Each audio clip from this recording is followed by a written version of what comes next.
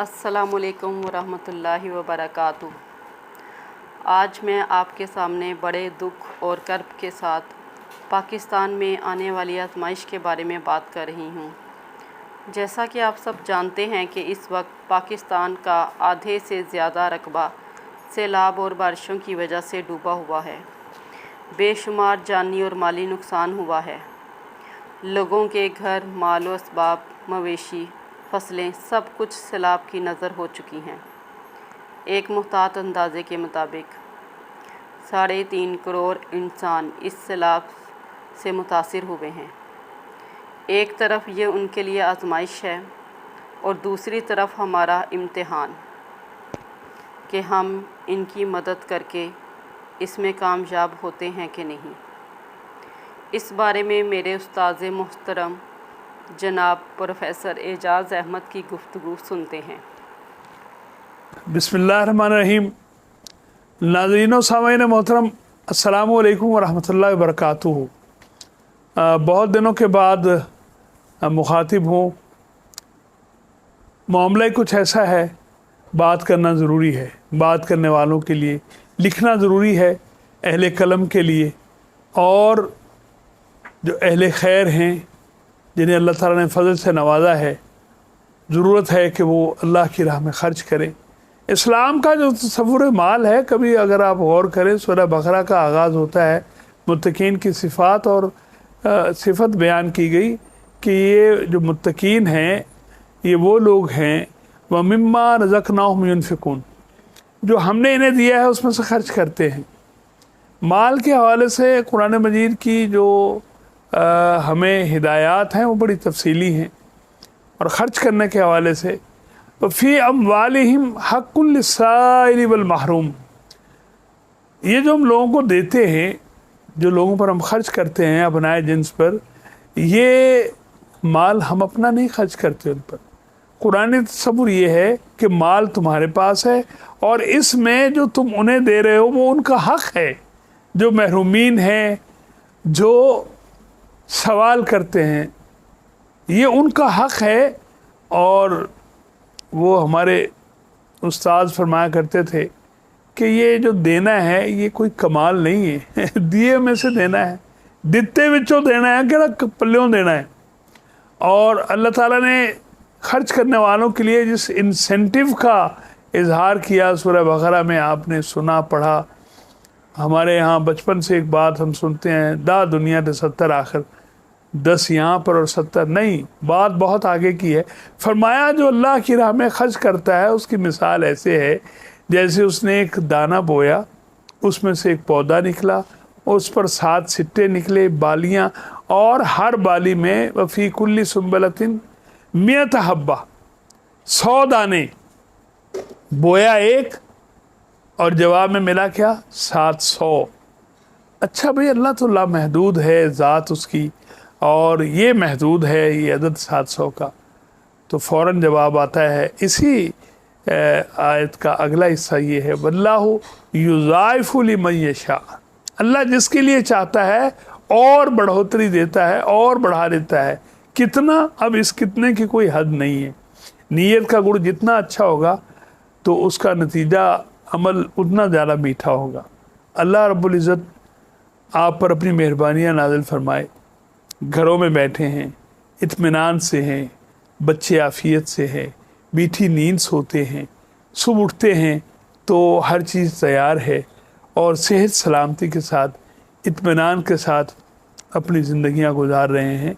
اللہ تعالیٰ آپ پر اپنی رحمتوں میں اضافہ فرمائے، اللہ تعالیٰ آپ کو اور عطا فرمائے۔ لیکن لوٹ جاتی ہے ادھر کو بھی نگاہ کیا کیجئے، ضروری ہے ابنائے جنس کا خیال رکھنا۔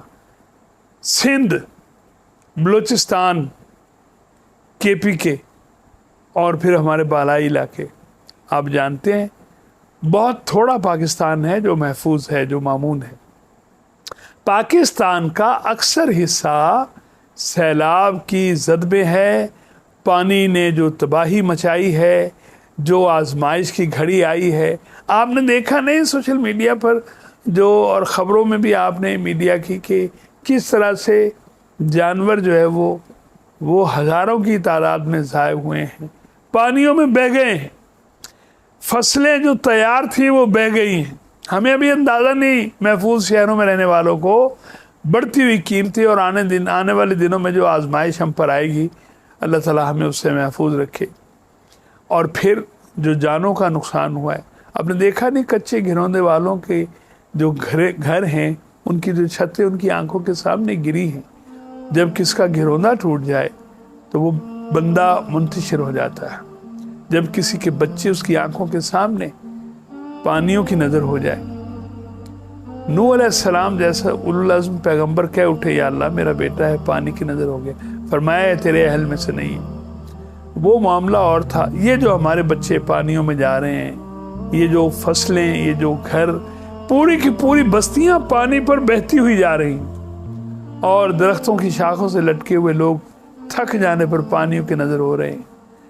جن کی راتیں، جن کے دن، سب کچھ تاریک ہو گیا ہے. جن کے پاس جو کچھ تھا سب کچھ چھن گیا ہے. اور یہ نہیں ہے ہم کہیں کہ یہ اللہ کا عذاب آ گیا ہے، اور یہ نہیں، یہ مس مینجمنٹ ہے. ڈیزاسٹرس جو ہمارے ہاں جو ضروری ہے، جو کام ہونے چاہیے. 75 سال پہلے جو گھروندے میں تھا، 5 صدی گزرنے کے بعد وہ گھروندے میں اور وہ گر گیا ہے. یار اندازہ کریں ہم بحیثیت قوم کہاں کھڑے ہیں. پھر میں معافی کے ساتھ عرض کرتا ہوں، ایک بے حسی لا تعلقی عام ہے. جب سب کچھ برباد ہو گیا ہے، اب جو مؤثر لوگ ہیں، جو مقتدر لوگ ہیں، وہ اب کھڑے ہوئے ہیں. ان کو نیند سے جیسے کسی نے جگا دیا ہوتا ہے، ایک دوسرے کے ساتھ دھینگا مشتی میں. آپ جانتے ہیں جو ہماری سیاست کا چلن ہے اور جو ہمارے اداروں میں کتنی مرتبہ ایسا ہوا ہے. آپ جانتے ہیں کہ آفات زدہ لوگوں کی جو مدد کی گئی ہے وہ کہاں ان تک پوری پہنچتی ہے. ان حالات میں میرے بھائی، میری بہن، میری بیٹی، ضروری ہے ہم اس دل مردہ کو زندہ کریں. اقبال نے بڑا کھول کر بیان کیا تھا، دل مردہ دل نہیں ہے، اسے زندہ کر دوبارہ، کہ یہی ہے امتوں کے مرض کہن کا چارہ. ہماری جو پرانی بیماریاں ہیں، دل زندہ ہو جائے تو وہ ختم ہو سکتی ہیں. آئیے اپنے اطمینان کا صدقہ دیجیے، اپنی آسائشوں کا صدقہ دیجیے، اپنے بچوں کا صدقہ دیجیے، اپنی محفوظ خواتین کا صدقہ دیجیے. وہ عورتیں جنہیں کبھی چاند کی کرنوں نے نہیں دیکھا تھا اور آفتاب کی تمازت جن سے پرے رہتی تھی، جو محفوظ و مامون پردہ دار عورتیں ہیں، ان کے سروں سے چادریں اور اوپر سے چھت سب کچھ چھن گیا ہے. اور سچی بات یہ ہے کہ ان میں سے بہت سارے لوگ ایسے تھے جو دینے والے تھے، آج وہ ہاتھ پھیلائے ہوئے ہیں، لینے والے بن گئے، مجبور ہیں. آوازیں دے رہے ہیں زندہ لوگوں کو، آپ کو پکار رہے ہیں. آپ کہاں ہیں؟ اپنے ہونے کا احساس دلائیے اور آئیے ان لوگوں کے دست و بازو بن جائیں، ان کی مدد کریں. جس پر آپ کو اعتماد ہے، جو آپ کو اچھا لگتا ہے، اس کے ہاتھ بھیجیے، خود جائیے اور ان کی مدد کیجیے. کہیں ایسا نہ ہو کہ اللہ ہم سے ناراض ہو جائے. کہیں ایسا نہ ہو کہ ہم جو مامون بیٹھے ہیں، محفوظ ہیں، سمجھتے ہیں اپنے آپ کو، تو ہم سے یہ جو امن ہے، جو عافیت ہے، یہ چھن جائے. اللہ کو جب غصہ آتا ہے، وہ شدید العقاب ہے.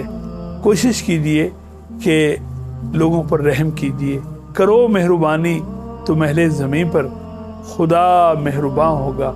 عرش بری پر آگے بڑھیے، ان لوگوں کا ساتھ دیجئے جو اس وقت آپ کی طرف دیکھ رہے ہیں. اچھا، ایک بات آخر میں عرض کروں، ہم سارے مل کر بھی ان کی ساری مشکلات کا خاتمہ نہیں کر سکتے. وہ میرا اللہ ہے، وہ آپ کا پروردگار ہے جو ان مسائل کو مکمل طور پر حل کر سکتا ہے. لیکن ہم سے ہماری استطاعت کے مطابق سوال کیا جائے گا، ہم سے ہماری حیثیت کے مطابق سوال کیا جائے گا، اور پھر سوال کے جواب ہمیں خود دینا ہے. لا تزر وازرۃ وزر اخری، کوئی کسی دوسرے کا بوجھ نہیں اٹھائے گا. فرمایا محمد رسول اللہ صلی اللہ علیہ وآلہ وسلم نے کہ من لا یرحم لا یرحم، جو رحم نہیں کرتا اس پر رحم نہیں کیا جاتا. آئیے ہم رحم کرنے والے بن جائیں. کہیں ایسا نہ ہو کہ ہم بے رحم ہوں تو ہمارے ساتھ بے رحمی کا سلوک ہو. اللہ رب العزت ہمیں اپنے فرائض کو پہچاننے کی توفیق عطا فرمائے اور جو کچھ اس نے دیا ہے ضرورت مندوں پر خرچ کرنے کی احتیاط کے ساتھ توفیق عطا فرمائے. کہیے آمین یا رب العالمین.